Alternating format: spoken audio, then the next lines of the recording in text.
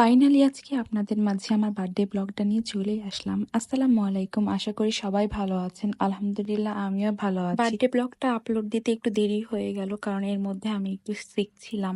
গত 23শে জুন ছিল আমার জন্মদিন, তো আমি সেদিন নিজের জন্য কিছু ছোট করে আয়োজন করেছিলাম বাসাতে। বেশ কিছুদিন ধরে ইনস্টাগ্রামে ফলো করছিলাম যে সবাই রিবন দিয়ে বউ বানিয়ে বার্থডেতে ডেকোরেশন করছে, তাই আমি ভাবলাম যে আমিও এমন কিছু করি। এই জন্য আমি সাদা আর কালো রিবন নিয়ে এসেছিলাম, সাথে সাদা আর কালো বেলুন।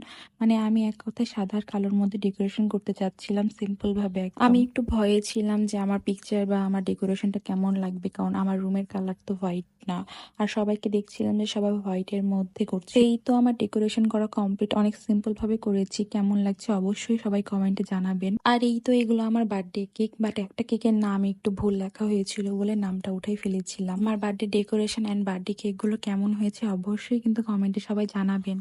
আসলে এবার ভেবেছিলাম যে বার্থডেতে এবার তেমন কোনো সেলিব্রেশন করবো না, বাট লাস্ট মুহূর্তে ভাবলাম যে না, একটু বাসাতে ছোট করে সেলিব্রেশন করি। বার্থডে নিয়ে আমি সবসময় একটু এক্সাইটেড থাকি বেশি, কারণ জুন মাস পড়লেই আমার মনে হয় যে আর কয়দিন পর আমার বার্থডে আসছে। বাট এবার ভেবেছিলাম যে বার্থডেটা হয়তো সেলিব্রেশন করা হবে না, কারণ একটু সমস্যা ছিল আর একটু অসুস্থও ছিলাম ওই জন্য। বাট লাস্ট মুহূর্তে একটু ছোট করে হলে বার্থডেতে সেলিব্রেশন করে ফেলেছি বাসাতে। তারপর আমি এখানে কিছু ছবি তুলছিলাম আর একটু ভিডিও করছিলাম আমার বার্থডে নিয়ে।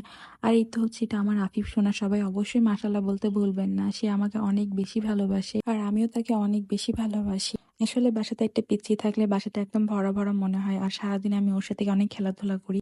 আমি ওর সাথে কিছু ছবি তুলেছিলাম আর কিছু সুন্দর সুন্দর ভিডিও করে নিয়েছিলাম। তারপর হয়তো আমি আর রাফিফ মিলে কেক কাটবো। ওকে যখন বলেছি যে আমি আর তুমি মিলে কেক কাটবো, তখন ও অনেক খুশি হয়ে গেছিল। আর ওর খুশিতে আমি কেকটাকে সোজা করতে ভুলে গিয়েছিলাম, যেভাবে সাজানো ছিল আমি ওভাবেই কেটে ফেলেছিলাম। সবাই অবশ্যই মাশাআল্লাহ বলবেন, মাশাআল্লাহ বলতে কিন্তু একদম ভুলবেন না। তারপরে এই তো আমাদের কেক কাটা শেষ। আমি এইভাবেই আমার বার্থডেটা ছোট্ট করে একদম সেলিব্রেশন করেছি। আজকের ভিডিওটা কেমন লাগলো অবশ্যই সবাই কমেন্টে জানাবেন। আর যারা নতুন তারা অবশ্যই আমার পেজটাকে ফলো করে দিতে একদম ভুলবেন না। আজকের মতো এতটুকুই। সবাই ভালো থাকবেন। আল্লাহ হাফিজ।